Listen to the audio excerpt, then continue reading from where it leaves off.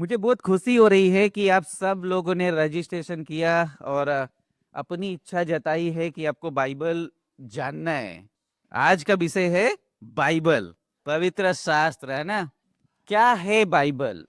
परमेश्वर का वचन है और वादे, व्यवस्था, परमेश्वर का निर्देश, है ना। तो बाइबल मसीहों के लिए क्या है?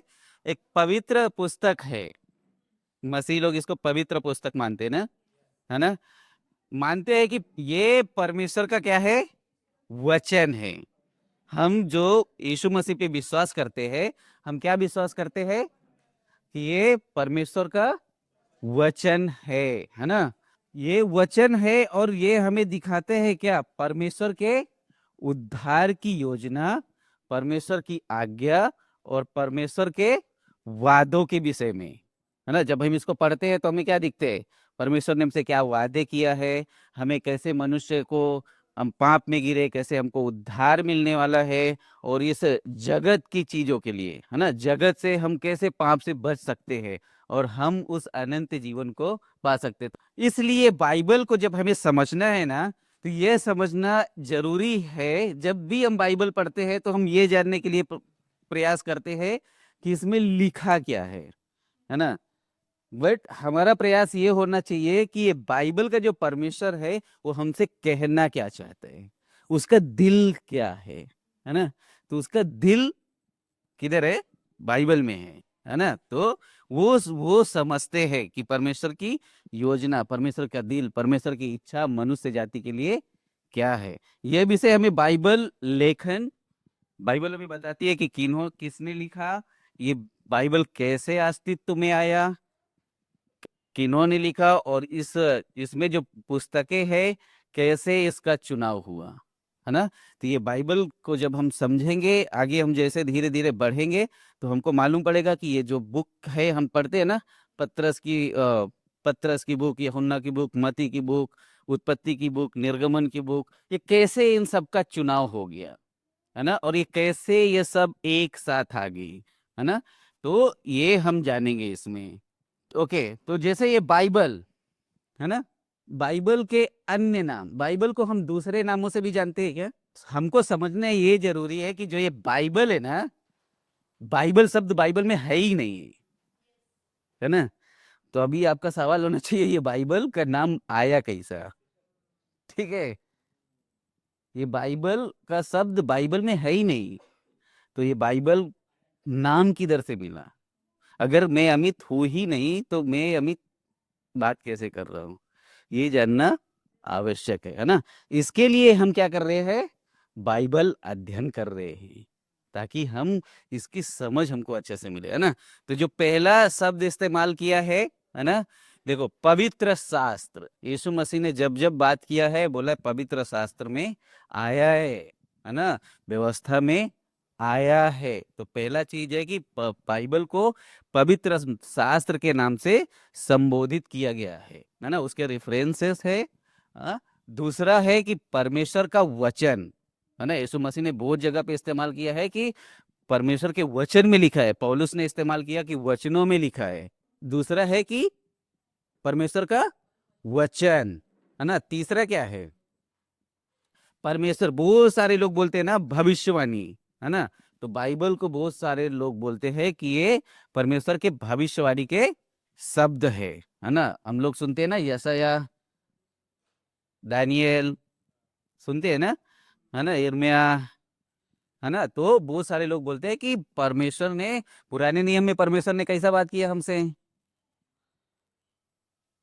भविष्यवक्ताओं के द्वारा। और नए नियम में अपने पुत्र के द्वारा परमेश्वर ने हमसे बात किया, है ना। तो बहुत सारे लोग मानते हैं, बहुत सारे लोग बोलते हैं कि भविष्यवाणी की, है ना, परमेश्वर की भविष्यवाणियां हैं। बहुत सारे लोग क्या बोलते हैं? चौथी बात, वादों की पुस्तक है ना, इसमें वादे हैं परमेश्वर की। पिछले संडे जब फ्रैंको ने प्रचार किया था, उन्होंने कितने वादे बताए थे? बाइबल में लिखा है 800 कुछ, है ना, वादे है। तो लोग बहुत सारे बोलते हैं कि ये वादों की पुस्तक है ना। पांचवी बात है, जैसे आपने बोला, व्यवस्था की पुस्तक, है ना। व्यवस्था को दूसरे शब्द में कानून या नियम की पुस्तक भी बोलते हैं उसको।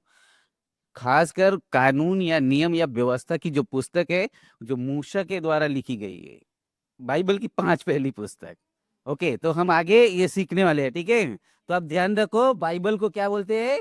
कानून या नियम की पुस्तक भी, या व्यवस्था, है ना। जब हम लोग पढ़ेगा ना, मत्ती अध्याय 5:17 में लिखा है कि व्यवस्था को पूरा करने आया हूं मैं ना मिटाने नहीं आया हूं, मैं क्या करने आया हूँ? पूरा करने आया हूँ। हम समझ सकते हैं कि ये भी बोला गया है, ठीक है। बहुत सारा लोग बोलते हैं कि भजन के लेखक है ना, क्योंकि बहुत सारे संगीत की पुस्तक हम उसमें देखते हैं, तो बहुत सारे लोग बोलते हैं क्या है? भजन की पुस्तक है, संगीत की पुस्तक है।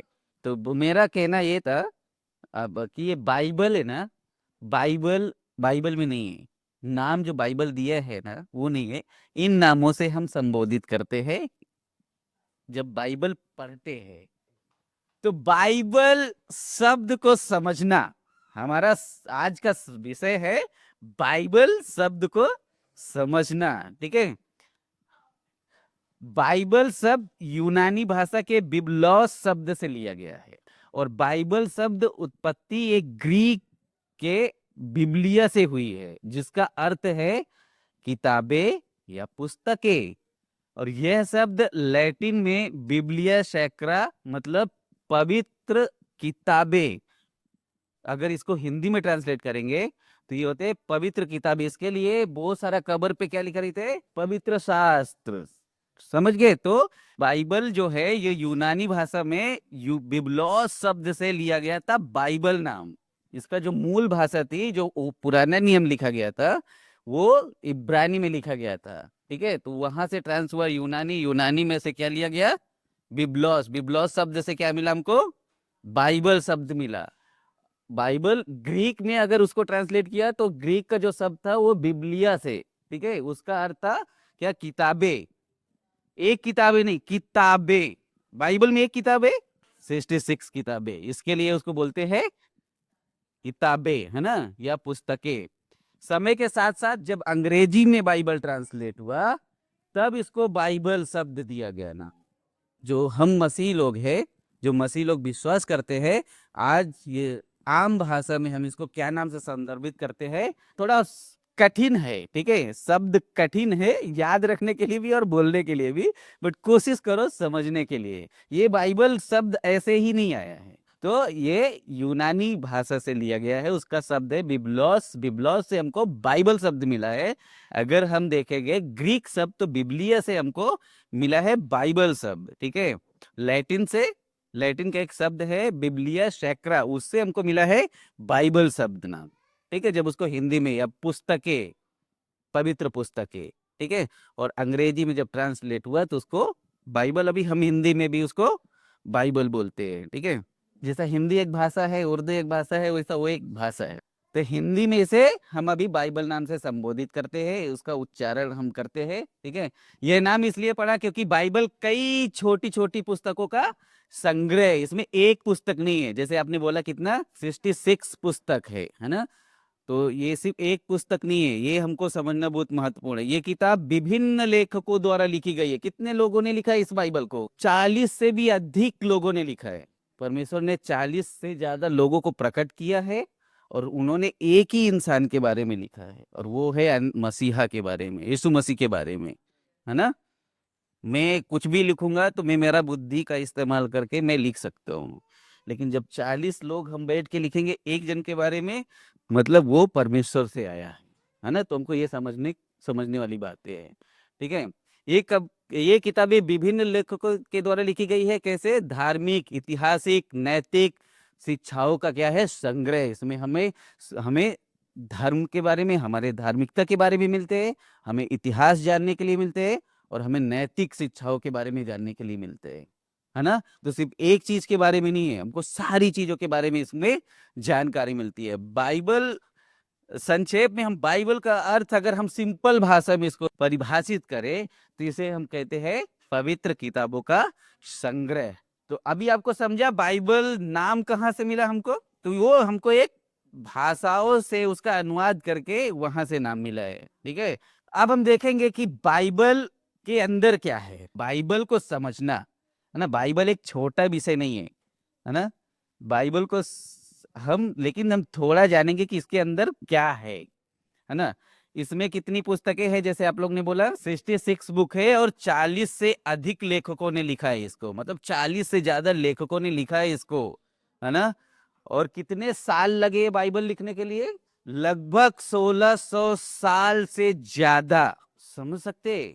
1 साल 2 साल, 1600 साल लगे ये पुस्तक बनाने के लिए।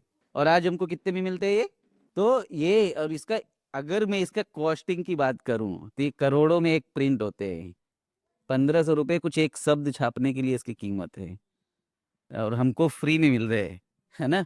तो हमको इसका वैल्यू करने का, 40 लोगों ने लिखा, 66 बुक है, ये हमको समझने वाली बात है। बाइबल यीशु मसीह को जगत का उद्धारकर्ता के रूप में चित्रित करती है। अगर हम बाइबल को पढ़ते हैं कि यीशु मसीह हमारा उद्धार करते हैं, मसीहा आएगा जो हमको हमारे पापों से उद्धार देगा, हमारा पापों से हमको बचाएगा, है ना। पुराने नियम में भी आने वाले मसीहा के बारे में बात किया है, और जब नए नियम में बात करते हैं तो बोलते हैं वो आ गया है और वो दोबारा आएगा वापस से।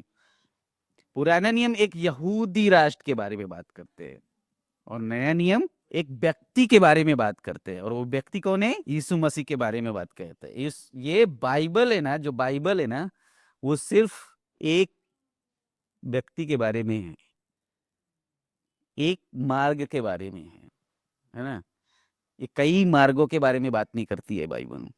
ये बाइबल सिर्फ बात करती है यीशु मसीह के द्वारा जीवन के बारे में, उद्धार के बारे में। मसीह इतिहास में विभाजन की शुरुआत, जब ये बाइबल आया और इसका जो विभाजन हुआ, है ना। अभी जब ये पहला बाइबल अगर आप देखेंगे ना, जो लिखा गया था उसमें कुछ वचन नहीं था, कुछ रेफरेंस नहीं था, लेकिन समय के साथ साथ इसको विभाजन किया गया, है ना। वो स्टेफन नाम का एक व्यक्ति था जो 16वीं शताब्दी के मध्य में उन्होंने वचन और अध्याय में उन्होंने किया, विभाजन किया इसको। नहीं तो पहले हमको सिर्फ कहानी पढ़ने को मिलता था, है ना। हम कुछ याद नहीं, आज हम बोलते हैं ना यूहन्ना 8:16 में ये लिखा है, ये लिखा है, कैसा उन्होंने किया। ये पुराने नियम बात करते हैं, जब हम बाइबल पढ़ेंगे ना, वो वादा, जो प्रॉमिस है, कानून और मसीह के लिए तैयारी की बात करते हैं, समझ गए। और नया नियम बात करते हैं उसकी पूर्ति के लिए, है ना। मसीहा आएगा, हमको मार्ग बताएगा और हमको साथ लेके जाएगा, है ना। मसीह का जीवन, यीशु मसीह का चरित्र दिखाते हैं, है ना। उन्होंने कैसा जीवन जिया और हमें कैसा जीवन जीने का है। चर्च के बारे में बात करते हैं। पौलुस की पत्री हम किसके बारे में पढ़ते हैं ज्यादातर? कलीसियाओं के बारे में लिखा है ना। और भविष्य के लिए आशा है, सिर्फ आज की आशा नहीं है, ये जीवन की आशा नहीं है, परंतु जीवन के बाद की आशा के बारे में बात करती है बाइबल, समझ गए। एलआईसी का फेमस डायलॉग है, जीवन के साथ भी बाइबल का वचन है ना। यीशु मसीह के साथ जीवन है, जीवन के साथ भी, और जीवन के बाद की आशा की बात करते हैं। अब हम देखेंगे कि बाइबल परमेश्वर का लिखित प्रकाशन है, ठीक है। तो ये जो बाइबल है ऐसा ही नहीं लिखा गया है, तो वो लोग ऐसा बात करके अपने अपने घर पे जाके लिखा नहीं है, ये परमेश्वर का प्रकटीकरण के द्वारा लिखा गया।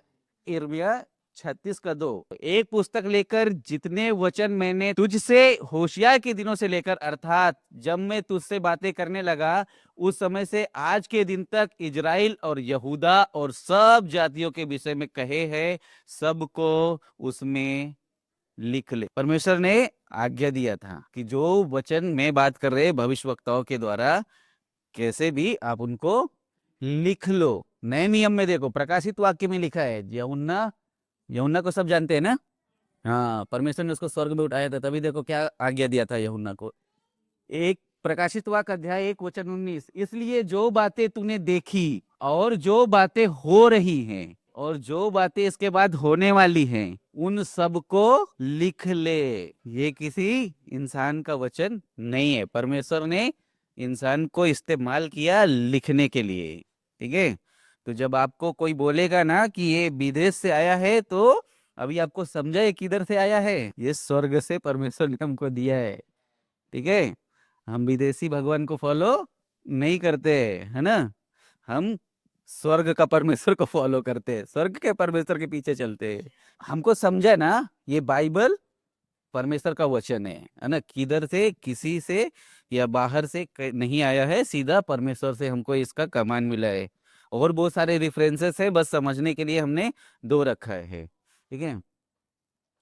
बाइबल परमेश्वर का लिखित प्रकाशन है जिसने मनुष्य के लिए उसकी इच्छा को प्रकट किया, और इसका मूल विषय प्रभु यीशु मसीह के द्वारा उद्धार है। हमने पहले बात किया है ना, पुराना नियम मुख्यतः इब्रानी भाषा में लिखा गया था। जो हम बात कर रहे हैं नया नियम और पुराना नियम, तो जो पुराना नियम था वो मुख्यतः मतलब लगभग 98% से ज्यादा वो इब्रानी भाषा में लिखा गया था। उसके कुछ छोटे जो भाग थे वो अरामिक भाषा में लिखे गए थे, ठीक है।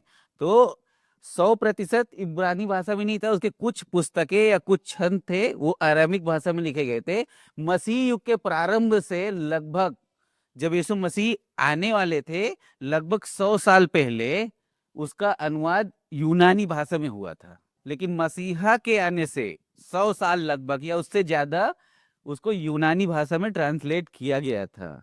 स्मरण रखें कि हमारी अंग्रेजी का जो बाइबल है, अंग्रेजी भाषा की बाइबल, वो इन्हीं मूल भाषाओं से ट्रांसलेट हुई है, ठीक है। इन्हीं दो मूल भाषाओं से ये सिर्फ ट्रांसलेट हुआ है, और फिर अंग्रेजी से हिंदी, मराठी, अलग अलग भाषाओं में हमको ट्रांसलेशन मिलते हैं। इसके लिए कभी कभी जब हिंदी पढ़ते हैं और इंग्लिश का वचन पढ़ते हैं तो थोड़ा डिफरेंस समझते हैं हमको, क्योंकि जिसने ट्रांसलेट किया है ना वो उसके हिंदी में ट्रांसलेट किया है। तो इसके लिए आज जब हिंदी के वर्जन्स भी हम देखते हैं ना, तो अलग अलग वचन का संदर्भ हमको मालूम पड़ते हैं, ठीक है। अब अभी तो ऐप है तो हम कंपेयर का एक ऑप्शन आते हैं, हम उसको मैच कर सकते हैं, फिर आपको डिफरेंस समझेगा उसमें। तो जो ट्रांसलेटर था वो अपनी, अभी कैसा मेरा हिंदी, एक मराठी हिंदी है, एक झारखंड का हिंदी है, हम हिंदी ही बोलते हैं लेकिन हमारा टोन बदल जाते हैं। तो समय के साथ साथ दूसरी भाषाओं में ट्रांसलेट होते गया, है ना। अगर वो इसका इतिहास देखेंगे तो हमको मालूम पड़ते हैं कि उसका दिमाग में क्या चल रहा था, उसका सोच में क्या चल रहा था, और उसकी भाषा क्या थी, है ना। क्योंकि हम सुनते हैं ना अलग अलग भाषाओं में, तो हमको टोन, अभी प्रमोद का भाषा में हमको कितना मजा आता था, बेचारा हमारे जैसे बात करता था वो, लेकिन हम लोग हंसता था उसका बात में ना। तो ऐसे फर्क पड़ते हैं ना। तो पुराना नियम वाचा है, और जिसे परमेश्वर ने मसीह के आने से पहले मनुष्य के उद्धार के लिए बांधी थी, है ना। पुराना नियम क्या है? वाचा है, जो हमारे उद्धार के लिए यीशु मसीह के आने से पहले परमेश्वर ने हमको दिया था। पुराने नियम में हम व्यवस्था की वाचा को पाते हैं। पुराना नियम आरंभ करते हैं जिसे नया नियम पूरा करते हैं। पुराना नियम आरंभ होते हैं और नया नियम में यीशु मसीह उसका पूर्ति करते हैं, है ना। तो हम पूरा होते हुए देखे, क्योंकि यीशु मसीह ने हर टाइम बोला है व्यवस्था में लिखा है, व्यवस्था में लिखा है, क्या तुमने नहीं पढ़ा, पवित्र शास्त्र में आया है ना। तो जो परमेश्वर ने पुराने नियम में भविष्यवक्ताओं के द्वारा बात किया, यीशु मसीह ने उसकी पूर्ति की है ना। पुराना नियम का संबंध मूसा से है, सिनाई पर्वत के चारों तरफ है ना। लेकिन नया नियम यीशु मसीह के, है ना, यीशु मसीह के ऊपर है ना। अभी हम बात कर रहे थे ना लेखकों के बारे में, है ना। तो इसके जो लेखक थे, कुछ राजकुमार थे, है ना, कुछ राजा थे, कुछ कवि थे, है ना, कुछ भविष्यवक्ता थे, परमेश्वर के कुछ अगुवे थे, और जो कला में बहुत निपुण थे, है ना, और कुछ अच्छे शिक्षित मछुआरे थे, है ना। नए नियम में हम पढ़ते हैं ना, बहुत सारे मछुआरे थे, है ना, उन्होंने परमेश्वर का वचन सुना और उन्होंने लिख लिया। तो सिर्फ ज्ञान वाले लोग या पढ़े लिखे लोगों ने इसको नहीं लिखा है ना। वो अनपढ़ लोग भी थे, उन्होंने भी परमेश्वर का वचन लिखा है पवित्र आत्मा की प्रेरणा में आके, है ना। तो अभी लेखक के बारे में, राजा, राजकुमार, कवि, दार्शनिक, भविष्यवक्ता और कुछ अशिक्षित लोग ने भी इसको लिखा। बोलो अशिक्षित लोग कैसा लिख सकते हैं? जब तक परमेश्वर का आत्मा नहीं आएगा वो लोग नहीं लिख सकते, है ना। तो ये भी एक सबूत है कि परमेश्वर का वचन परमेश्वर ने दिया है ना, क्योंकि बाइबल में स्पष्ट लिखा है। मुख्यतः, है ना, ये पुस्तकें पुरानी हो जाती है ना।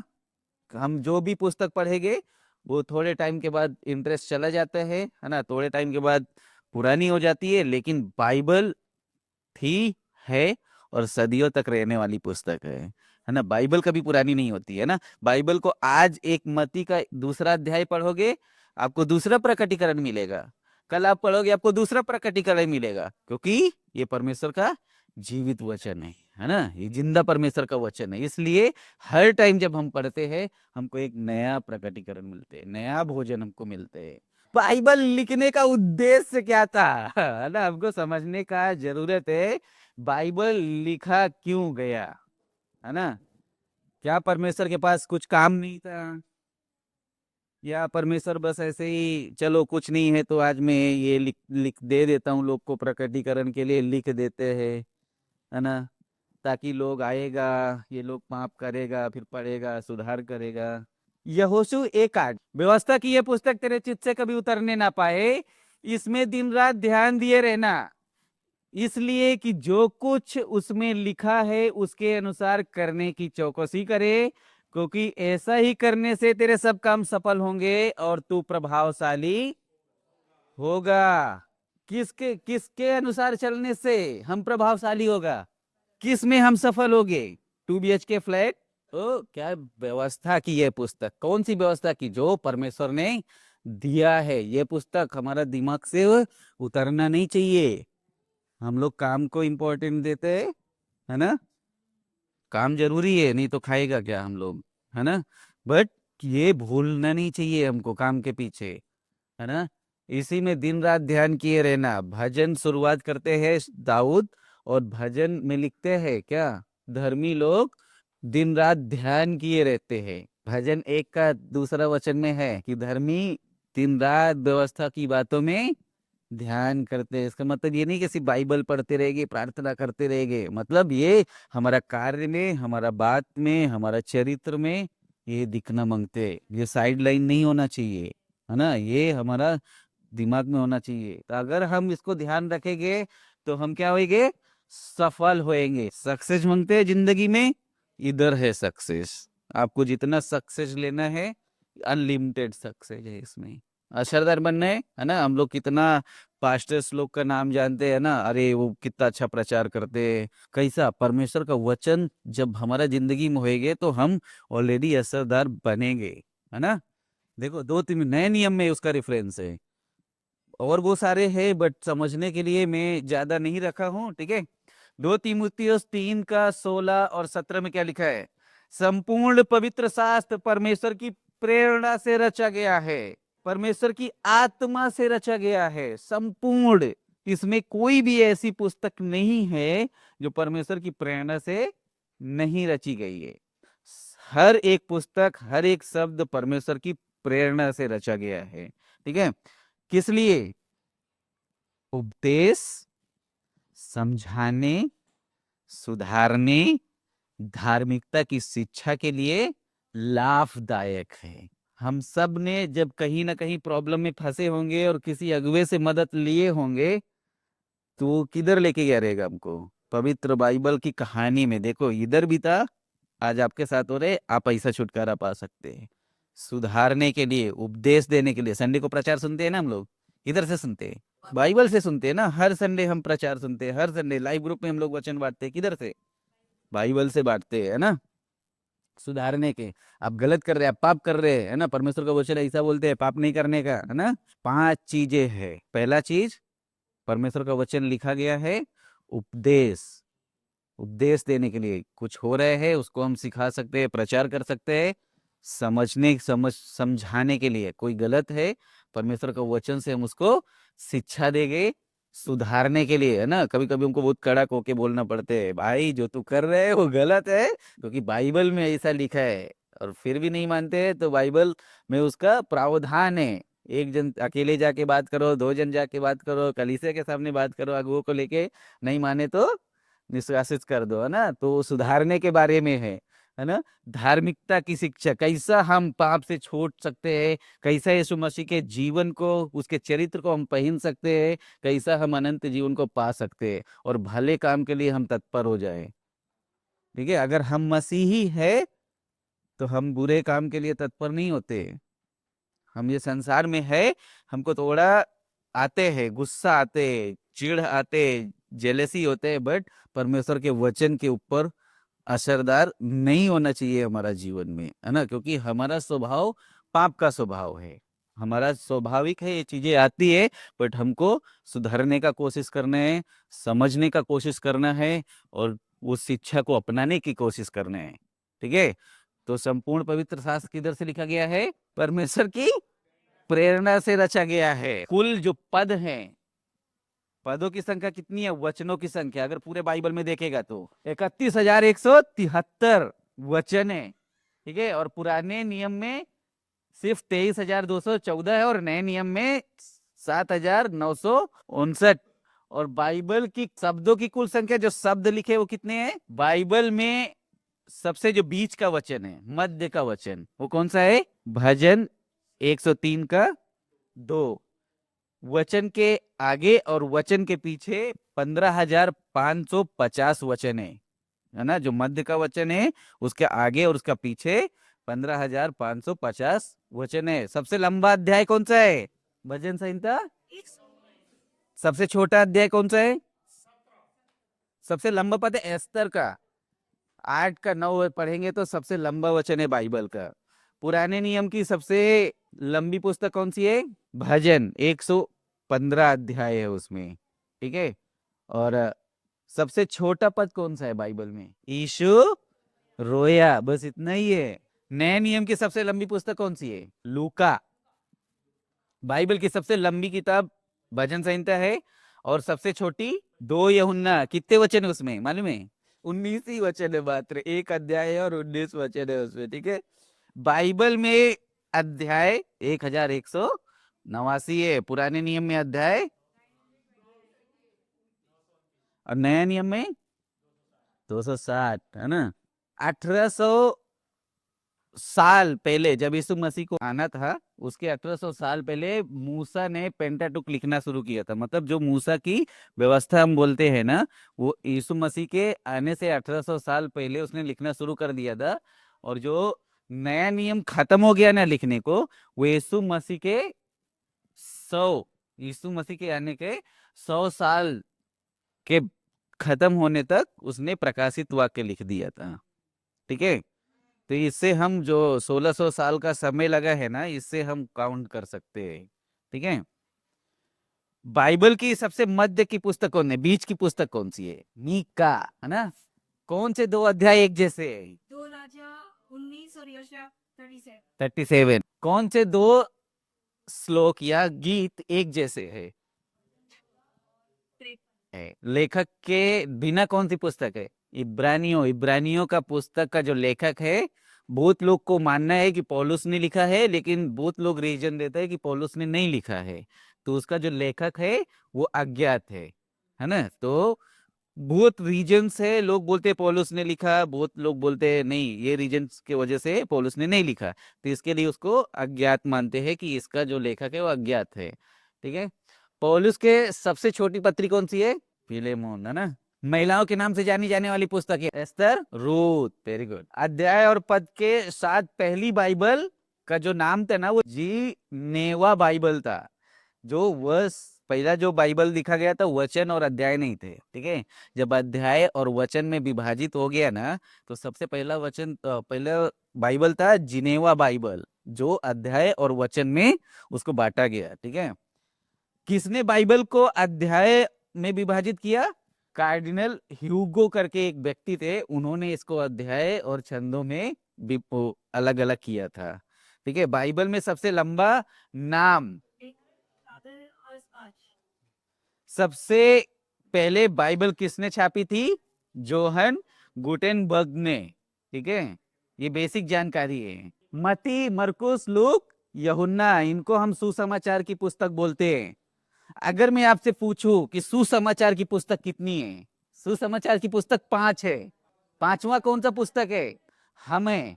अपने आप को बोलो, मैं हूं। 5वां पुस्तक मैं हूं। जो बाइबल में 4 है, 5वां हम है। ठीक है। हाँ, तो ध्यान में रखना, सिर्फ 4 नहीं है, हम भी है 5वां। ठीक है। इतिहास के नाम से जिसमें हमको इतिहास मिलते हैं, प्रेरितों का इतिहास हम पढ़ते हैं ना, वो एक पुस्तक है। वो प्रेरितों के काम में हमको इतिहास जानने को मिलते हैं, है ना? पौलुस का जीवन कैसा बदला, बरनबास, ये वो पत्रस, सब का बारे में हम इधर, कलीसिया कैसा शुरू हो गया, वो सब हमको किधर मिलते हैं? प्रेरितों के बुक में, उसके लिए उसको क्या बोलते हैं? इतिहास का पुस्तक। पत्र हम लोग बोलते हैं ना, पत्र, है ना? तो पत्र दो तरह के लोगों ने लिखा है, एक पौलुस की पत्री है और एक सामान्य पत्री है, जो अलग अलग लेखकों ने लिखा है। ठीक है, तो पौलुस की पत्री कितनी है? 13 पत्री है पौलुस की। और अगर इब्रानियों को जोड़ते हैं तो 14 होती है।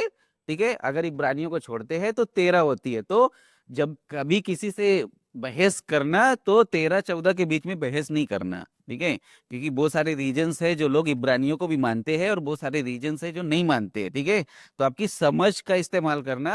13 पौलुस की पत्री है, वो क्लियर है। ठीक है, तो कोई बोलेगा 14 है तो आप उनसे बहस मत करो कि हमने 13 ही सीखा है। ठीक है, तो समझ का इस्तेमाल करना। वो पौलुस की जो पत्री थी वो कौन कौन सी थी? रोमियो, 1 कुरिन्थियों, 2 कुरिन्थियों, गलातियो, इफिसियो, फिलिपियो, कुलुसियो, 1 एंड 2 थिस्सलुनीकियों एंड 1 एंड 2 तीमुथियुस, तीतुस और फिलेमोन। ये पत्रस के लेटर थे, ये पत्रस की पत्रियां थी, है ना? आदि पुस्तक पत्रस ने लिखी है। ठीक है, सामान्य पत्री कौन कौन सी थी? उनको सामान्य पत्री इसलिए बोलते हैं क्योंकि जैसे पतरस ने लिखा, यूहन्ना ने लिखा, यहूदा ने लिखा, तो उसको हम सामान्य पत्रियों के नाम से बाइबल में ऐसा संबोधित किया गया है। तो सामान्य पत्रियां कौन कौन सी है? 8 पत्री है। तो इब्रानियों जो लेखक अज्ञात है, ठीक है, याकूब, 1 पत्रस, 2 पत्रस, 1 और 2 3 यूहन्ना और यहूदा, है ना? तो आप ऐसा आप समझ के रखना, है ना? और भविष्यवाणी की पुस्तक एक है ना? एक है भविष्य। तो टोटल कितनी हो गई? 27 पुस्तक है ना? व्यवस्था की 5 भागों में इसको विभाजित किया गया है। मूल 4 भागों में विभाजित किया गया है, बट हम समझने के लिए मैंने उसको 5 भागों में डिवाइड किया है। ठीक है, व्यवस्था की जो पुस्तक है, जो खासकर हम बोलते हैं ना मूसा की व्यवस्था ना, मूसा की पुस्तक है जो मूसा के द्वारा लिखी गई है ना, उनको व्यवस्था या कानून की पुस्तक हम बोलते हैं। ठीक है, इतिहास, जिसमें हमको इतिहास मालूम पड़ते हैं, है ना? क्या हो रहा था बेबीलोन, ये वो सब खिचड़ी था, ये राजा वो राजा को चढ़ाई करके मारा, उसका भेड़ लूट के लेके आया, ये वो सब हमको किधर मिलते हैं? इतिहास में मिलते हैं ना, जो हो गया। वो कौन कौन सी पुस्तक है? यहोशू, न्यायियों, रूत, 1 और 2 सामुएल, 1 और 2 राजा, 1 और 2 इतिहास, एज्रा, नेहमाया और एस्तर। ये है इतिहास की पुस्तक। कविताओं की कितनी पुस्तक है? Ayub is the और श्रेष्ठ गीत, है ना? तो कविताओं की पुस्तक कितनी है? 5 है। और टोटल भविष्यवक्ताओं की पुस्तक 17 है, बट मैंने उनको 2 भाग में डिवाइड किया है समझने के लिए। एक बड़े प्रॉफिट थे और जो एक छोटे प्रॉफिट करके बाइबल में उनको दिया गया है। तो बड़े भविष्यवक्ताओं की कितनी पुस्तक थी? 5 पुस्तक थी। कौन कौन थी? Yeshaya, Ilahi, Ezekiel, Daniel. Daniel, है ना? तो ये बड़े भविष्य और छोटे भविष्यवक्ताओं की पुस्तक Hosea, Hosea, Yona, Mika, Noah, Habakkuk, Sefania, Haggai, Zechariah, Malachi. Malachi. ठीक है, अब जो देखो अभी तक थोड़ा सिंपल था समझने के लिए। ठीक है, अब जो हम सीखने वाले हैं ये थोड़ा मुश्किल है ना? इसमें बहुत सारा सवाल होएगा और बहुत सारा शायद हमको समझ नहीं आएगा। ठीक है, तो इसको समझने की कोशिश करना प्लीज। देखो ये शब्द कैनोनाइजेशन, है ना? ये शब्द शायद आप पहली बार सुने होंगे या कभी आपने सुना रहेगा। ठीक है, ये एक शब्द है जो संबोधित करता है कि ये बाइबल को कैसा संरक्षित किया गया। इसके जो तहत जो 66 बुक्स आती है ना, ये शब्द समराइज करते हैं। ठीक है, जैसा हम लोग क्या बोलते हैं, हमारा देश में क्या है? संविधान है। हाँ, संविधान में बहुत सारा कुछ है, लेकिन हम क्या बोलते हैं? हमारा देश संविधान से चलते हैं। तो ये कैनोनाइजेशन है ना, ये 66 बुक चुनने के लिए ये हमको मदद करते हैं ना। बाइबल की जो सभी पुस्तक है, हमने सीखा कि पवित्र आत्मा की प्रेरणा से रचा गया है। इसके अलावा भी मान्यता है, इसके अलावा भी और सारी पुस्तकें हैं जो लिखी गई है। ठीक है, लेकिन इन 66 बुक में उसको शामिल नहीं किया गया है। ठीक है, क्यों नहीं शामिल किया गया है? इसके लिए जो कैनोनाइजेशन है ना, ये शब्द है ना, इसके तहत ये 66 बुक का चुनाव हुआ है ना। तो जब आप शब्द सुनेंगे ना तो आप घबराओ नहीं, मतलब आप अपना संतुलन उधर ही रखो, है ना। बाइबल की सभी पुस्तकें पवित्र आत्मा की प्रेरणा से मनुष्य का इस्तेमाल करके लिखी गई है, ठीक है। इसके अलावा हम पढ़ते हैं ना, मती और मलाकी के बीच का जो डिफरेंस है वो 400 साल का है। वो 400 साल में भी बाइबल लिखी गई है, अलग अलग पुस्तकें। हाँ, हनोक के बारे में सिर्फ एक वचन में डिस्क्राइब है, उसका भी एक बुक है, ठीक है। पूरा बुक है उसका, है ना। जो कैथलिक बैकग्राउंड से उनको मालूम रहेगा, है ना। हाँ, तो ऐसे बहुत सारी पुस्तकें हैं, जो सभी पुस्तकें हैं 66 बुक, वो पवित्र आत्मा की प्रेरणा से मनुष्य का इस्तेमाल करके लिखी गई हैं। पवित्र आत्मा की प्रेरणा से, है ना, हमने सीखा। वचन किधर से मिला हमको? पवित्र आत्मा से मिला, है ना। हमने वचन देखा, ठीक है। उसके अलावा जो पुराना नियम और नया नियम का समय था ना, लगभग 400 साल, उसको बोलते हैं अंधकार का समय था, ठीक है। अंधकार का समय था, वो टाइम परमेश्वर बात नहीं कर रहा था, ठीक है। तो इसके लिए उसको अंधकार का समय बोलते हैं।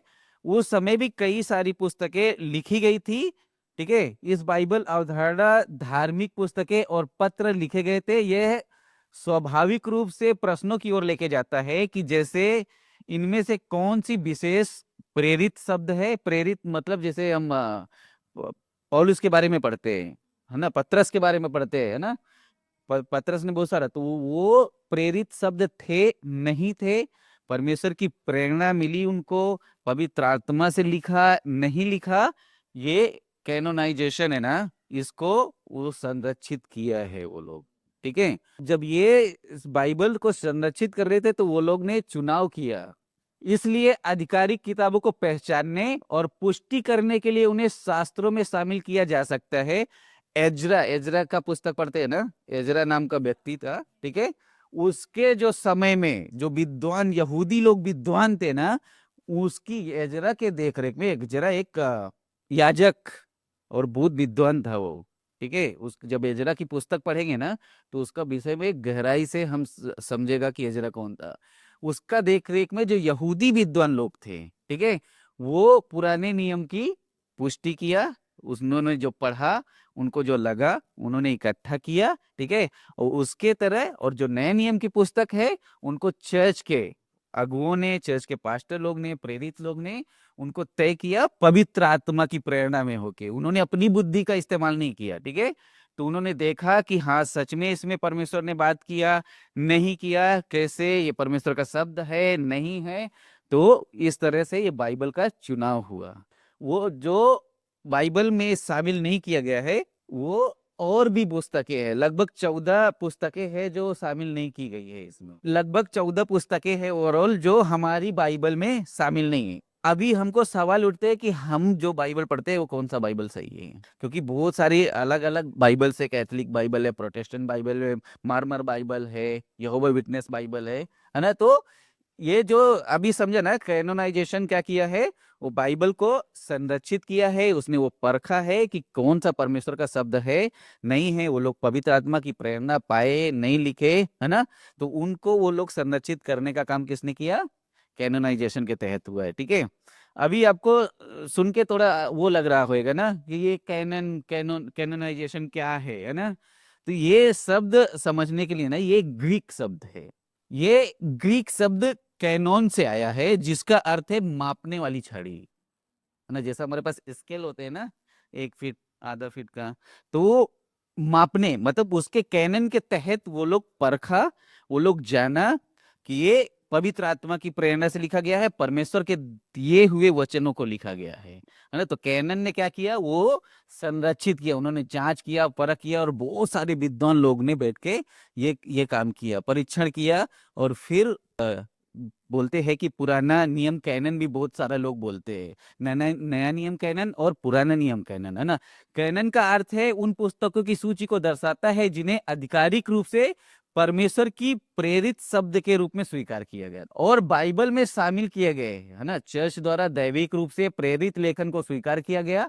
संक्षेप में कैनन का मतलब है बाइबल में जो मान्यता दी गई है ना। बाइबल में जो मान्यता दी गई है वो कैनन के तहत दी गई है। तो ये शब्द समझा, कैनोनाइजेशन कैसा बाइबल को संरक्षित किया, और कैनन क्या है, समझा ना। अभी हम देखेंगे कि इसको मान्यता कब दी गई है ना, कैसे मान्यता दी गई। तो बेबीलोनियन जब निर्वास के बाद 5वीं शताब्दी ईसा पूर्व, ईसा मसीह जब नहीं आए थे, जरुब्बाबेल का नाम सुना रहेगा ना हम सबने, एजरा और नेहमाया के नेतृत्व में शास्त्रों के लिए एक बड़ा उनका संबंध था। एजरा के नेतृत्व में पुराने नियम के कैनन की मान्यता दी गई थी, है ना। जैसे हम लोग पहले भी देखा, किसके निगरानी में, एजरा, है ना। एजरा के नेतृत्व में, एजरा ने अगुवाई किया, यहूदी ज्ञानियों को जो परमेश्वर के वो थे उनको उसने इकट्ठा किया, और उन्होंने वो तय किया कि हाँ ये परमेश्वर के शब्द है ना। यीशु मसीह ने पुराना नियम लूका 2:44 की ओर ध्यान देते हैं। जब हम पढ़ते हैं ना, तो पुराना नियम में से नया नियम में से जो भी यीशु मसीह ने बात किया है, इन पुस्तकों से बात किया है, ठीक है। अगर जिन पुस्तकों से यीशु मसीह ने बात नहीं किया है, जो हमने 39 बुक्स पढ़ा ना, उन वचनों से परमेश्वर ने बात किया, यीशु मसीह ने। उनके अलावा परमेश्वर ने दूसरी जो और पुस्तकें जिसमें शामिल नहीं की गई है, उनसे उन्होंने बात नहीं किया है, ठीक। तो एक ये भी सबूत है उनको ऐड ना करने के लिए। हम देखेगा कि उनको मान्यता क्यों नहीं दी गई थी। जो नया नियम का 27 पुस्तक, अभी हम बोले कि कैसा पौलुस का पुस्तक हम शामिल कर लिया बाइबल में, है ना। तो वो जो 27 पुस्तक है ना, वो 393 एडी, मतलब यीशु मसीह के आने के बाद, ठीक है, औपचारिक रूप से स्वीकार किया गया था, ठीक है। कार्लेज की पारसिद, जिसे हमारे इधर सांसद बैठते हैं ना बिल पास करने के लिए, पक्ष विपक्ष लड़ते हैं, उधर एक वो लोग बैठा, ज्ञानी लोग, और वो चर्च के कुछ लोग थे, चर्च के अगुए लोग, और वो लोग ने संरक्षित किया। पहला एडिशन था कि 393 में यीशु मसीह के आने के बाद पास किया, और उनको 419 एडी, मतलब कार्नेज की वो जो पार्षद थी ना, उसमें पूरी तरह उनको मान्यता मिल गई थी, ठीक है। नया नियम कलीसिया द्वारा मान्यता, मैं बोल रहे हैं ना, कलीसिया के पास्टरों के द्वारा उनको मान्यता मिली थी, पूरी की पूरी 27, परमेश्वर की प्रेरणा से वो लोग ने चुनाव किया और उसकी मान्यता। और कुल मिला के जो हमारा बाइबल है उसमें कितनी पुस्तकें हैं, इसके लिए हम 66 66 बुक का इस्तेमाल करते हैं, ठीक है। तो ये क्लियर है हम क्यों 66 बुक का इस्तेमाल करते हैं, ठीक है। ये प्रक्रिया कैसा पूरी हुई, ठीक है। पुराना नियम का जो कैनोनाइजेशन है ना, वो 300 ईसा पूर्व, है ना, जब यीशु मसीह के जब आना था, उसके 300 साल पहले इसकी पूरी तरह मान्यता मिल गई थी, एकत्र किया गया था, उसको कैनन किया गया, और इसको एक पुस्तक जो पुराना नियम कैनन के नाम से जाना जाता है, पुराना नियम के नाम से हम जानते हैं। तो मसीहा के आने से 300 साल पहले लगभग वो पूरा संरक्षित हो गया था बाइबल। नहीं तो पहले हम वो लोग चमड़े पे लिखा, स्क्रोल पे लिखा, कि वो पट्टियों पे लिखा, जैसे हम लोग पढ़ते हैं ना, वो आगे हम देखेगा। तो वो लोग सब था, लेकिन ऐसा संग्रह नहीं था, एक जगह पे नहीं आया था, ठीक है। तो ये लगभग यीशु मसीह के 300 साल आने से पहले ये ऐसा एक पुस्तक बना, पुराना नियम, जिसको मान्यता मिली है। ऐसा माना जाता है कि एजरा ने नेतृत्व किया, और पहली मान्यता उसके अनुसार, उसके द्वारा, उसके अगुवाई में हमको मिला है। जो नया नियम है, हम लोग ने देखा है कि कार्तेज पारिस में नए नियम की 27 पुस्तकों को अधिकृत करने की घोषणा की गई थी। अभी सवाल है कि जो ये 66 बुक के अलावा जो बुक है उनको हम क्या बोलते हैं। देखो, जो स्वीकार नहीं की गई थी बाइबल है, उसको क्या बोलते हैं, अपोक्राइफा। वो एक यूनानी शब्द है, ये इसको संदर्भित करने के लिए, शब्द का अर्थ है, जैसे हमने कैनोनाइजेशन का अर्थ किया मानक पे, है ना, एक मापने वाली छड़ी के तहत ये बाइबल आया। अपोक्राइफा का मतलब है कि मानक से कम, जिसकी बोलते ना, इसका मूल्य कम है, इसका मूल्य नहीं है ना। तो अपोक्राइफा के द्वारा उसका मानक से कम की जो पुस्तकें थी उनको शामिल नहीं किया था, जिसमें संदेह था, जिसमें संदिग्ध थे वो लोग, ये है नहीं है ना, ये पवित्र आत्मा की प्रेरणा से लिखा गया है या नहीं लिखा गया, उनको क्या बोलते हैं, अपोक्राइफा, है ना। तो उनको इसमें हमारी जो बाइबल है, जो हम बाइबल करते हैं, इसमें शामिल नहीं किया। और ये अभी मालूम पड़ेगा कि ये हम कौन सा बाइबल का इस्तेमाल करते हैं, जैसे बोल रहे कैथलिक, प्रोटेस्टेंट, ये वो सब ना। तो अभी हमको मालूम पड़ेगा क्यों उनको मान्यता नहीं दी गई थी, उसका रीजन था। देखो, अपोक्राइफा पुस्तकों को अस्वीकार क्यों किया गया था? क्योंकि वो एक तो मती और मलाकी के बीच के डिस्टेंस में लिखी गई थी। जब परमेश्वर ने, बाइबल में लिखा है कि परमेश्वर ने बात करना बंद कर दिया था, तो पहला रीजन था कि वो दौरान लिखा गया था जब परमेश्वर बात नहीं कर रहा था। ठीक है, इस बात के पक्के सबूत है कि अपोक्राइफा किताबें भविष्य सूचक नहीं है, उसमें कुछ भविष्यवाणी के शब्द नहीं है या आने वाले दिनों के बारे में बातें नहीं, इसलिए इसमें शामिल नहीं किया गया था। ठीक है, भविष्यवक्ता द्वारा लिखे जाने का कोई दावा नहीं है ना। जैसे हम क्या पढ़ते हैं, यशाया ने परमेश्वर से सुना, है ना, यिर्मयाह ने सुना, डैनियल ने सुना, उसमें ऐसा कुछ सबूत नहीं मिलते हैं, उनमें उनको कुछ सबूत मिला नहीं। अपोक्राइफा किताबों में कोई भविष्यवाणी नहीं है ना, तो इसके लिए उनको शामिल नहीं किया गया था। और नेक्स्ट हम देखेंगे कि अपोक्राइफा किताबों में कोई नया मसीहा के बारे में बात नहीं किया था कि कोई मसीहा आएगा या आने वाला है, उन सब चीजों के बारे में बात नहीं किया था। बाकी ये सारी पुस्तकों में हम पढ़ते हैं तो आने वाले मसीहा के बारे में हमको बताती है ये पुस्तक। यह यहूदियों, यीशु और किसी अन्य नियम के लेखकों द्वारा नहीं, परंतु ये यहूदियों या यीशु या किसी अन्य नए नियम के लेखकों द्वारा लिखी नहीं गई थी। ठीक है, जिन जिन जैसा पहले बोला कि उनको कोई प्रकटीकरण नहीं मिला था, कोई यहूदी जो ज्ञानी लोग थे उनके द्वारा नहीं लिखा गया था, कलीसियाओं के प्रेरितों के द्वारा नहीं लिखा, तब तो कलीसिया नहीं थी। वो लोग मंदिर में जाते थे, है ना, तो ऐसा कुछ लिखने का कुछ रेफरेंस नहीं है उन बाइबलों में। फिर भविष्यवक्ताओं या किसी अन्य खंड के साथ यहूदी बाइबल में अपोक्रिफा पुस्तकों के कभी सूचीबद्ध नहीं किया गया, इसलिए ये पुस्तक को शामिल नहीं किया गया है। इस पुस्तक में कोई भी दिव्य प्रेरणा का दावा नहीं किया गया, मतलब कि हमको बैठे थे, परमेश्वर का प्रकाशन आया और लिख दिया, ऐसा कोई दावा नहीं होता है इन पुस्तकों में। पवित्र आत्मा, जैसे अभी हमने क्या पढ़ा कि ये सारी बाइबल पवित्र आत्मा की प्रेरणा से लिखा गया, तो पवित्र आत्मा की प्रेरणा से वो पुस्तकें नहीं लिखी गई हैं, इसके लिए इसमें शामिल नहीं किए। उसके लिए उनको संदर्भित करने के लिए एक शब्द है अपोक्राइफा। ठीक है, वो शब्द सुनेंगे तो समझो वो जो बाइबल से बाहर की पुस्तकें हैं। कैनन अगर सब सुनते हैं, कैनन मतलब जो परमेश्वर की प्रेरणा से रचा गया है, सिंपल भाषा में समझने के लिए। कुछ किताबों में इतिहास कुछ किताबों में इतिहास और भौगोलिक तुष्टियां हैं, और जो किताबें झूठी है सिद्धांत सिखाती है, जैसे आपने सुना रहेगा मृतकों के लिए हम प्रार्थना कर सकते हैं। मृतकों के लिए कैसा प्रार्थना कर सकते हैं? जो मर गया वो मर गया, लेकिन वो लोग बिलीव करते हैं कि मरे लोग के लिए अगर हम प्रार्थना करेंगे तो वो लोग स्वर्ग जा सकते हैं। तो ऐसी तुष्टियों की वजह से उनको शामिल नहीं किया गया था।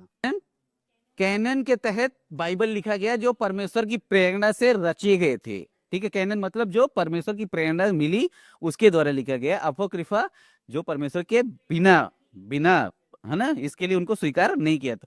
तो ये शब्द कभी कभी सुनने को मिलेगा जब आप कभी थियोलॉजी करेंगे ना, ये थियोलॉजी है, तो थियोलॉजी या बाइबल अध्ययन गहराई से करोगे तो ये शब्द सब मिलेंगे। ये हमारा हिंदी में ऐसा शब्द नहीं मिलते हैं क्योंकि ये ट्रांसलेट हो चुका है ऑलरेडी, तो जब इसके पीछे कहानी पढ़ेंगे तब ये चीजें हमको मिलती है। ठीक है, अब बात करते हैं हम बाइबल कैसे लिखा गया और किस में लिखा गया।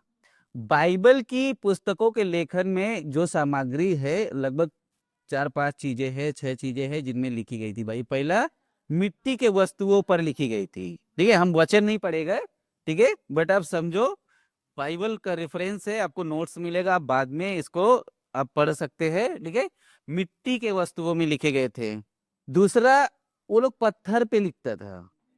ठीक है, 10 कमांडमेंट्स हम लोग देखते हैं, मूसा को परमेश्वर ने पट्टी पे लिख के दिया, है ना, क्योंकि वो टाइम शायद बुक वगैरह नहीं रहेगा तो वो लोग पट्टी वट्टी पे लिख लेता था, है ना।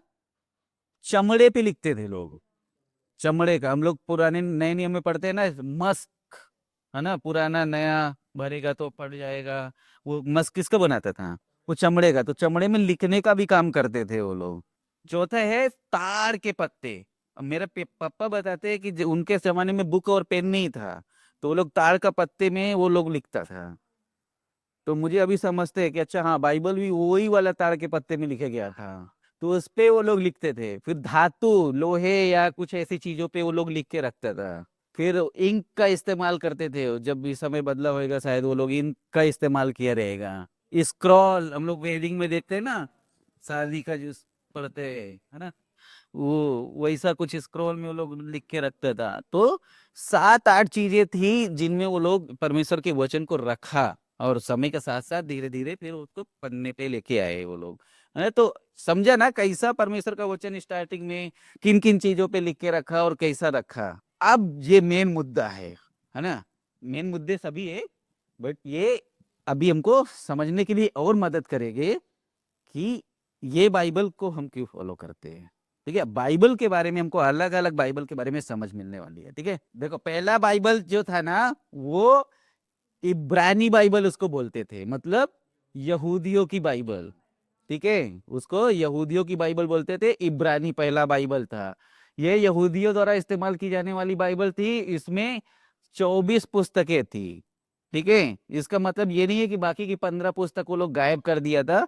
वो लोग जो छोटे भविष्यवक्ताओं की पुस्तक हमने दिखाया ना, बड़े और छोटे, उनको वो एक कर दिया था, कविताओं की पुस्तक को एक कर दिया था, इसलिए उनके पास ये 24 पुस्तकें हैं। तो कभी आप सुनो इब्रानी बाइबल में 24 पुस्तकें हैं, हम तो छाछट पढ़ते हैं, हमारे पास ज्यादा लोड है ना, वो नहीं है, वो लोग सब मर्ज करके एक कर दिया था पुस्तक, इसलिए वो 24 पुस्तक में संरचित हो गया था।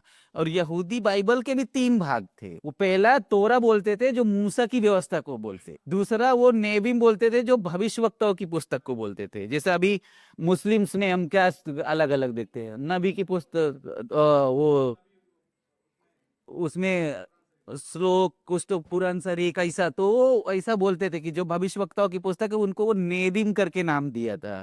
ठीक है, और तीसरा था कैथुबियम, मतलब जो लेखन, जैसा हम लोग देखा लेखन की पुस्तक दाऊद के द्वारा लिखी गई, है ना, अल सुलेमान के द्वारा लिखी गई, तो वो देखो इधर है। भजन की पुस्तक, नीति वचन, आयुब, वो लेखन की पुस्तक वो लोग बोलते थे। इब्रानी बाइबल का भी वो लोग 3 भागों में डिवाइड किया था, तोरा, नेविन और केथुबियम। नेक्स्ट जो दूसरा था वो प्रोटेस्टेंट बाइबल, 39 पुस्तक को मान्यता दी गई थी, और नए नियम में 27 पुस्तकों को मान्यता दी गई थी। ये जो हम बाइबल पढ़ते हैं ना, ये प्रोटेस्टेंट बाइबल है। ठीक है, इसमें अपोक्रिफा बाइबल है शामिल नहीं है।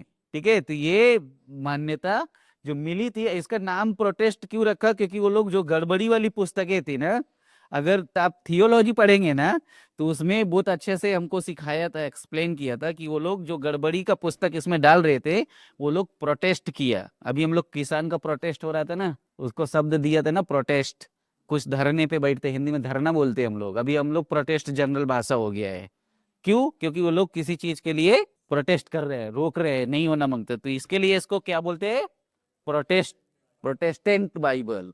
फिर अभी जो कैथलिक बाइबल का हम लोग जिक्र कर रहा था, उनके पास भी 39 पुस्तक के अलावा और 14 पुस्तकें हैं, जो अंधेरे काल में जो हम लोग बात किया, जो हमारे बाइबल में शामिल नहीं है। एक है सामरी बाइबल, जिसमें सिर्फ 5 पुस्तक है, वो सिर्फ मूसा की पुस्तक को फॉलो करते हैं। सामरी पुस्तक, सामरी बाइबल बोलते हैं उसको, समझ गए। तो देखो कितना तरीके का बाइबल है। पांचवा है मार्मन बाइबल। यह एक नया अनुवाद है जो जोसेफ स्मिथ जूनियर के द्वारा किया गया था। ठीक है, वो ये व्यक्ति थे, उनके द्वारा इसका अनुवाद किया गया था, और उनका मार्मनवाद के संवाद है। जोसेफ स्मिथ को इब्रानी, यूनानी और लैटिन, ये अरेमिक भाषा नहीं आता था, फिर भी उन्होंने ट्रांसलेट किया था। उनको आता नहीं भाषा, लेकिन उन्होंने ट्रांसलेट किया था, तो इसमें भी गड़बड़ी हो गया था। फिर भी उन्होंने ये दावा किया कि उनका अनुवाद सही है, जो ये बाइबल पे विश्वास करेंगे वो स्वर्ग जाएगा। ठीक है, उनके अनुवाद के जो बाइबल पढ़ेंगे, जो विश्वास करेंगे, वो स्वर्ग जाएंगे, ऐसा उन्होंने दावा किया था। ठीक है, फिर छठा बाइबल है यहोवा विटनेस बाइबल।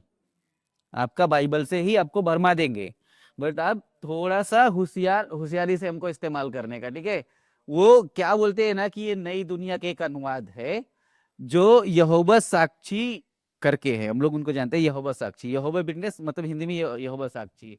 तो वो कभी भी आके आपको, जब आप किसी का सामना हुआ रहेगा, मेरा सामना हुआ है, वो यहोवा को दर्जा देते हैं, यीशु को दर्जा नहीं देते हैं। ठीक है, तो वो इसके तहत दर्जा देते हैं। ठीक है, किसके तहत? यहोवा विटनेस बाइबल के तहत, है ना। उनका मानना है कि वो परमेश्वर सीधा जो है पिता है, पिता बड़ा है। ठीक है, लेकिन हमको कहाँ से यीशु मसीह के साथ अधिकार मिलते हैं? कैसा हमको, हम क्यों यीशु मसीह को फॉलो करते हैं? त्रिएक हमको मत्ती 28, 18, 19, 20 अधिकार देते हैं कि कहाँ यीशु मसीह के पास सब अधिकार है ना। यूहन्ना 5:12 पढ़ेगा तो बोलते हैं जिसके पास यीशु है उसके पास जीवन है। किधर से मिलते हैं? ये बाइबल से मिलते हैं, है ना। और वो सारा रेफरेंसेस है, वो आप समझदार हैं। तो ये क्यों हम इसको इस्तेमाल करते हैं? क्योंकि इसमें जो कुछ भी लिखा है वो पवित्र आत्मा की प्रेरणा से लिखा है, ये इसके लिए। इसके अलावा कोई और बाइबल आपको लाके देते हैं तो अब ध्यान रखो, उन जानकारी के लिए अच्छा है, बट उसको उसके पीछे चलना हमारे लिए अच्छा नहीं है। बाइबल की जो मूल भाषा है, हम भाषाओं के बारे में बात करेंगे, है ना। इब्रानी ये वो सब हम बात कर रहे हैं। कितनी भाषाएं होंगी? पुराने नियम को इब्रानी में लिखा गया था, कुछ अंश है जैसे मैंने स्टार्टिंग में बताया था वो अरामिक में थे, वो जैसे एजरा का कुछ पार्ट था, दानियल था, इर्मिया का 10 का 11, ये सब पढ़ेंगे तो ये अरामिक भाषा में लिखा गया था। ठीक है, तो इससे समझते हैं कि लगभग कुछ 1% अरामिक भाषा में लिखा गया था, 98% से ज्यादा इब्रानी भाषा में लिखा गया था। और यूनानी बाइबल में पूरा का पूरा नया नियम लिखा गया था। नया नियम जो लिखा गया है वो इब्रानी में नहीं लिखा गया और वो अरामिक में नहीं लिखा गया है, वो सिर्फ और सिर्फ यूनानी में लिखा गया है। और वो क्यों लिखा गया था? क्योंकि वो टाइम वही भाषा प्रचलित थी, सार्वभौमिक भाषा थी, लोगों को अंडरस्टैंड करने के लिए वो इजी था। तो जैसे आज हमारा देश में किधर भी जाएगा थोड़ा हिंदी बोलना आते हैं तो आप बात कर सकते हैं ना, सार्वभौमिक भाषा हिंदी है अभी इधर का। तो वैसा वो टाइम पे यूनानी भाषा उनका सार्वभौमिक भाषा थी। ठीक है, अब हम बात करेंगे बाइबल का अलग अलग भाषा में अनुवाद। इतना सारा बाइबल कैसा आ गया, है ना, कौन ट्रांसलेट किया, किसके पास इतना टाइम था, एक ही भाषा होता, है ना। इतना सारा भाषा आ गया, हम लोग को तकलीफ होता है, इंग्लिश सीखो, हिंदी सीखो, मराठी सीखो, आमची मराठी। अनुवाद का एक लंबा ऐतिहासिक सफर है। यह दिखता है कि परमेश्वर का वचन हर संस्कृति और हर भाषा तक पहुंचने का लक्ष्य था परमेश्वर का शुरुआत से, है ना। वो सिर्फ सिर्फ यूनानी के लिए नहीं था, सिर्फ यहूदी के लिए नहीं था, वो सबके लिए था, है ना। तो परमेश्वर ने समय समय पे जो मूल लेखन था वो पुराने नियम में बताया, है ना, हिब्रू और अरामिक में था, नया भाषा ग्रीक में था। ठीक है, वो मूल भाषा था, सबसे पहला सार्वभौमिक भाषा। उसके बाद जो प्रारंभिक अनुवाद था वो सेप्टुअजिंट करके था, है ना। ये भी एक पारसित की तरह था। सेप्टुजिम मतलब वो बोलते हैं कि जब अंधकार का समय था ना, तो जो बाइबल लिखे गए थे उसमें 70 जो ज्ञानी लोग थे वो लोग बैठा और वो लोग ने उसका ट्रांसलेट किया। तो वो लोग वो 400 साल उधर एक सिकंदर राजा था, उसने सारा धर्म ग्रंथ को, सारे जातियों के धर्म ग्रंथ को इकट्ठा किया था और उसने वो काम करवा के लिया, मतलब वो सब ज्ञानी लोग से। आज भी बाइबल एडिशन अगर किसी को करने का तो अकेले नहीं होते हैं, वो बहुत सारा उसमें मत लगते हैं तभी कर सकते हैं, बदल नहीं सकते। ऐसा साधारण नहीं है, इजी नहीं है बदलना। तो वो टाइम 70 लोग का वो बैठक बैठा, ज्ञानी लोग बैठा और सबका सहमति से उसका अनुवाद हो गया, है ना। तो इसके लिए आज हमको इतना आसानी से हमारा भाषा में बाइबल हमको मिलते हैं, लेकिन आज भी कई सारे भाषाओं का अनुवाद नहीं हुआ है ना। तो जो प्रारंभिक अनुवाद था इब्रानी इब्रू और उसका जो हुआ था वो सेप्टुजिम के साथ तहत हुआ था। यूनानी अनुवाद लगभग 30 शताब्दी ईसा मसीह के पूर्व। ठीक है, अलेक्जेंड्रिया ने हिब्रू पुराने नियम में अनुवाद हुआ और ये उन यहूदियों के लिए था जिनको हिब्रू पढ़ना नहीं आता था, वो लोग भूल रहा था। फिर तीसरा था मध्यकालीन, है ना, मध्य बीच का समय में जो था, और आंदोलन वगैरह सब प्रोटेस्ट, ये हम बाइबल का बारे में पढ़ा। वो टाइम पे क्या हो गया, जॉन वाइक्लिफ करके एक आदमी थे जो 1382 में पहला अंग्रेजी अनुवाद उन्होंने किया। वो अंग्रेजी अनुवाद कौन सी भाषा से था? लैटिन भाषा से था। ठीक है, फिर मार्टिन लूथर का नाम हम सब ने सुना है ना, उन्होंने जर्मन भाषा में बाइबल का अनुवाद किया, उसमें से आम लोग को बाइबल पढ़ने का अवसर मिला। उसके बाद विलियम टेंडेल करके कोई थे, उन्होंने यूनानी हिब्रू में अंग्रेजी का अनुवाद किया, है ना, जिससे हमको जेम्स किंग वर्जन मिला हमको, है ना, उनका हाथ था वो। फिर देखो अभी हमको भारत में बाइबल कैसा मिला, किसने किया रहेगा इतना मेहनत? भारत और अन्य देशों में जो अनुवाद हो गया, देखो हिंदी अनुवाद 1818 में हुआ, कहाँ हुआ? सेरमपुर मिशनरी विलियम कैरिन के देखरेख में हुआ, उनका टीम ने वो किया। ठीक है, अन्य भाषीय भाषा में जैसे बाइबल तमिल, तेलुगु, कन्नड़ा, बंगाली, मराठी, पंजाबी, उर्दू आदि भाषाओं में 19वीं से 20वीं शताब्दी के बीच में हुआ था इसका अनुवाद। किसने किया था? विलियम कैरी का जो टीम था उनके देखरेख में हुआ था। और कहाँ हुआ था? सेरमपुर मिशन में हुआ था। ठीक है, फिर उसके बाद समय के अनुसार पहला जो बाइबल, मराठी बाइबल ट्रांसलेट हुआ, हम पढ़ते हैं ना मराठी बाइबल, है ना, वो भी वही हुआ, विलियम कैरी के देखरेख में हुआ, लेकिन विद्यानाथ शर्मा द्वारा किया गया था। बट उसमें थोड़ा गड़बड़ी था। और मराठी का जो नया टेस्टमेंट ट्रांसलेट हुआ उसके द्वारा वो 1819 में मराठी जो बाइबल था पुराना नियम वो पूरा ट्रांसलेट हो गया। लेकिन इसमें थोड़ा सा गड़बड़ी था वो ट्रांसलेट का, तो वैसा थोड़ा सा कुछ गड़बड़ी था उसमें। तो उसके बाद जो अमेरिकन मिशनरी अनुवाद हम बोलते हैं उन्होंने उसको ठीक किया। ठीक है, उन्होंने 1826 में मराठी बाइबल को, न्यू टेस्टमेंट को पूरी तरह शुद्ध जो मराठी बाइबल भाषा था उन्होंने उसमें किया। और 1847 है ना में पूर्ण बाइबल, वो पुराना नियम और नया नियम को प्रकाशित किया वो लोग पूरा ट्रांसलेट करके। देखो कितना टाइम लग गया ना। इस अनुवाद का मुख्य उद्देश्य यह था कि लोग अपनी मातृभाषा में बाइबल पढ़ सके। ठीक है, तो मराठी बाइबल को किसने किया? अमेरिकन मिशनरी जो थे उन्होंने उसमें सुधार किया। उसके पहले विलियम कैरी ने, विलियम कॉलेज में हुआ था, मेरामपुर मिशनरी के द्वारा विलियम कैरी का देखरेख में हुआ था, लेकिन वो थोड़ा गड़बड़ी था। लेकिन सही तरीके से जो मराठी बाइबल अभी हम लोग पढ़ते हैं वो 1826 में हुआ। और पूरा बाइबल 1800, आजादी, हमारा देश आजाद, हमारा देश कब आजाद हुआ था? 100 साल पहले। ठीक, और एक बाइबल और एक अनुवाद है जो हम बोलते हैं आधुनिक युग, जो मिडिल युग था, बीच का समय था, है ना, आधुनिक युग। वो आज बाइबल 700 से ज्यादा अधिक भाषा में बाइबल उपलब्ध है। ठीक है, और 3400 से अधिक भाषाओं में उसका अनुवाद मौजूद है। समझ कितना भाषा होएगा, 3400 भाषा में अनुवाद हो चुका है। और भोजपुरी में हो रहा है, अभी भोजपुरी में बाइबल नहीं है, भोजपुरी लैंग्वेज में, है ना। तो अभी बहुत सारा भाषा है। डिजिटल प्लेटफॉर्म हमारे पास है ना, मोबाइल में भी हम देख सकते हैं, है ना। बाइबल गेटवे करके पहले था, फिर अभी दुनिया के कोने कोने में अभी हम क्या करते हैं, पढ़ने नहीं आते तो हम सुन भी सकते हैं। यू वर्जन ऐप में सुनने का भी फैसिलिटी है ना। तो हम सुनने का, तो आधुनिक समय के अनुसार अनुसार धीरे धीरे टेक्नोलॉजी आया और अनुवाद बढ़ते गया। छठा है अनुवाद की प्रक्रिया। ठीक है, अनुवाद आमतौर पर इस तरह होता है, मूल भाषा जैसे हिब्रू, ये वो सब जो हम लोग पढ़ा, उसके द्वारा स्थानीय भाषा के विश्लेषज्ञ और धर्मशास्त्री मिलकर उसे स्पष्ट करते हैं। समझो अगर मराठी में बाइबल हो रहा है तो वो ज्ञानी लोग बैठेगा और वो लोग अपनी भाषा के अनुसार अपने लोकल जो उनका लैंग्वेज है वो हिसाब से वो लोग ट्रांसलेट करते। कोई भी किसी भी भाषा में ट्रांसलेट नहीं कर सकते, है ना। उसके लिए वो बैठक बैठाते हैं, उसके तहत होता है संस्कृति और उसका सब मापदंड रखते हैं वो लोग। ऐसा नहीं है कि किसी भी जाति या किसी भी संस्कृति को वो लोग ठेस पहुंचाए, तो वो बहुत सावधानी के साथ ट्रांसलेट करते हैं। और कई बार परीक्षा और संशोधन के बाद प्रकाशित किया जाते हैं, बहुत सारा एडिशन होते हैं, बहुत सारा बार चेक होते हैं और उसके तहत फिर प्रकाशित होते हैं, ऐसे साधारण नहीं होते हैं। तो मेरी आशा है कि आप सबको समझ में आया रहेगा, है ना। तो थैंक यू सो मच आप बने रहने के लिए।